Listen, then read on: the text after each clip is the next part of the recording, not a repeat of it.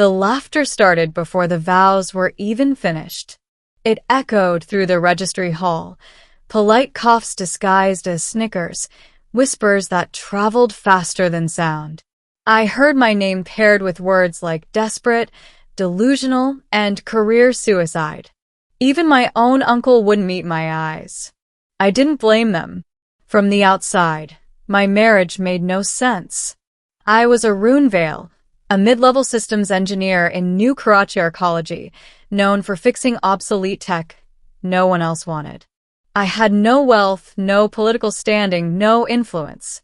And yet, I was marrying a woman no one had ever seen before. No family, no background, no social records beyond what I submitted myself. Her name was Lyra. She stood beside me, hands folded, posture calm, and regal despite the whispers. Her dark hair shimmered faintly under the hall's artificial lights, as if reflecting a spectrum no one else could see. Her eyes, silver gray and impossibly steady, never left mine. "Do you, Runevale, take Lyra as your lawful spouse?" the registrar asked. "I do," I said, my voice firm. The registrar hesitated, then turned to her. "Do you?" "I do," Lyra replied. Her voice carried a resonance that made the room still for half a second. Not loud, just complete.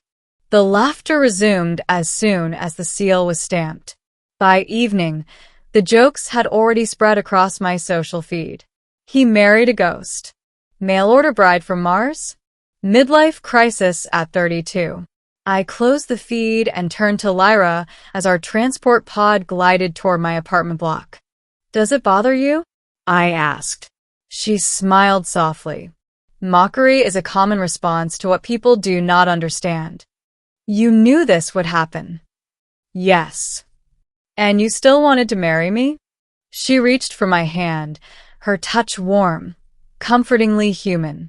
"I chose you for reasons beyond their comprehension." I believed her. I just didn't know yet how vast those reasons were. Middle. Life after the wedding became complicated. Lyra adapted quickly, too quickly. She learned Earth languages in days, not months. She understood systems I had studied for years, sometimes pointing out inefficiencies before I noticed them myself. "You think in elegant loops," I told her one night as we reviewed a data schematic together. She tilted her head. "Because inefficiency is painful." That word choice stayed with me.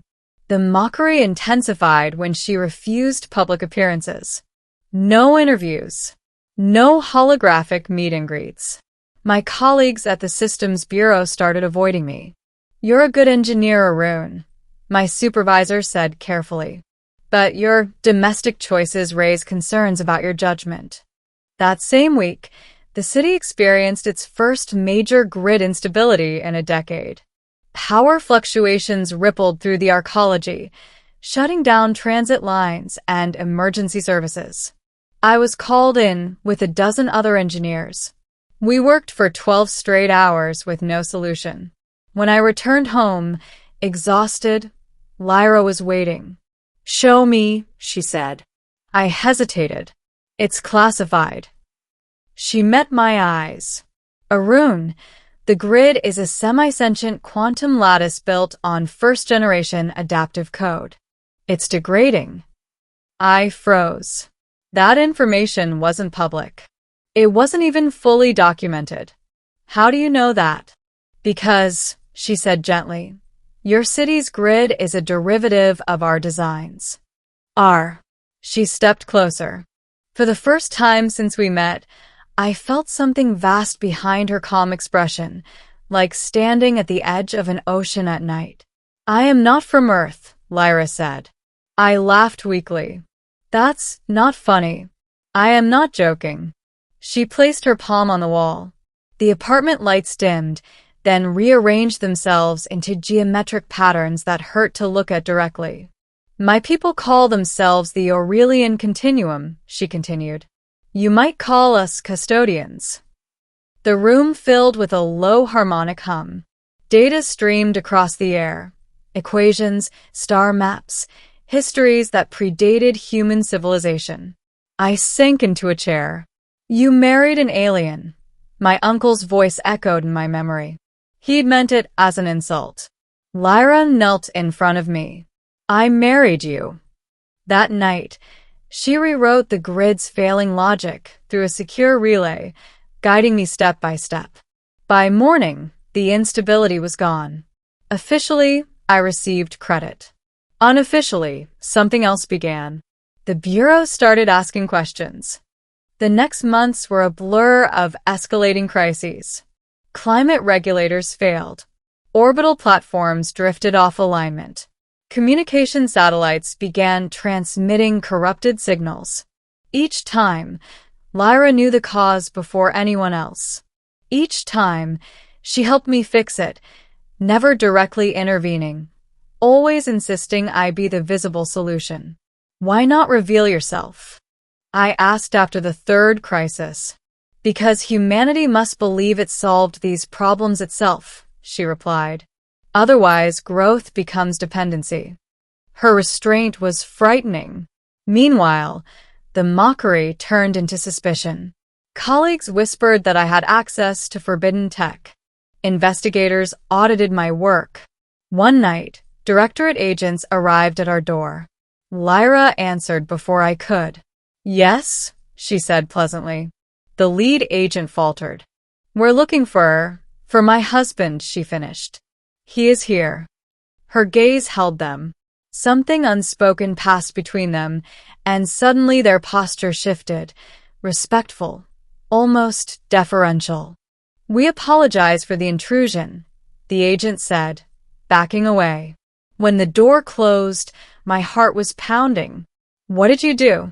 I reminded them, she said, of agreements their ancestors signed but forgot. That was when I understood. Lyra wasn't just advanced. She was ancient.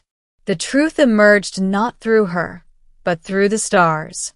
An object entered the solar system, massive, silent, accelerating beyond known physics. Panic spread. Defense networks failed to lock on. Governments convened emergency councils. Then the object stopped. Above Earth, a single transmission echoed across every channel, every language, requesting audience with the Aurelian emissary. Lyra closed her eyes. "It seems," she said calmly, "that my absence has been noticed." Within hours, Earth's leaders demanded answers. And for the first time, Lyra agreed to be seen. They gathered in the Global Assembly Hall, the same place where I'd once been mocked for marrying her. We walked in together. The laughter was gone. Holographic projections filled the chamber, beings of light and structure, ancient intelligences observing silently. Lyra stepped forward. "I am Lyra of the Seventh Continuum," she said. "Warden of Emergent Civilizations. Earth is under my protection." The chamber erupted. Accusations. Fear. Demands. Lyra raised one hand, and silence fell like gravity. "My people seeded this region of space with life-capable systems," she continued. "We observe. We guide subtly. We intervene only when extinction looms." A council member sneered. "And you married a human, why?" She turned to me then, her expression softening in a way that made my chest ache. "Because he fixes what others abandon," she said. "Because he chooses empathy over power. Because when offered knowledge that could elevate him above his kind, he chose partnership instead." She looked back at them. "He is why your species remains worthy." I felt every eye on me. The mockery I'd endured for months now curdled into something else. Fear. Reverence. Ending after the revelation, nothing returned to normal. How could it? Some called me the luckiest man alive. Others called me dangerous. A few called for my exile, claiming humanity should not be influenced by a man married to a cosmic warden. Lyra listened to all of it without anger. Their reaction is statistically predictable, she said one evening as we watched the city lights from our balcony. And what happens now? I asked. She was quiet for a long time. My assignment here is complete, she said at last. Earth has reached a threshold. The continuum will no longer intervene in subtlety. My throat tightened. You're leaving? Yes. I nodded slowly, pretending I'd expected it. And me? I asked. She turned to face me fully. You were never part of the assignment. Before I could respond, the sky above the city shimmered. The massive object revealed itself, not a weapon, but a gateway. Lyra took my hands. I can remain, she said, but there is a cost. I would relinquish my authority, my immortality, my connection to the continuum. I stared at her. You'd give that up? For you, she said simply, and for the life we chose. Tears blurred my vision. People will never stop talking. She smiled, the same calm, radiant smile from the day we married. Let them, she said. They once mocked our union. Now they will learn from it. The gateway above flickered. Lyra stepped back. Choose, she said. A quiet life with me here, or a universe that remembers you as the man who let a guardian go. I pulled her into my arms. I don't care what they remember, I said. I care what we are. The gateway dissolved. The stars went silent. Lyra exhaled, sharp, human, finite. Below us, the city lights continued to glow, unaware that something infinite had just chosen to become ordinary. And somewhere, far beyond mockery and fear, humanity took its next step alone, not abandoned, but trusted. They had laughed at my marriage. Now they studied it, because they finally understood who my wife really was, and why she chose me.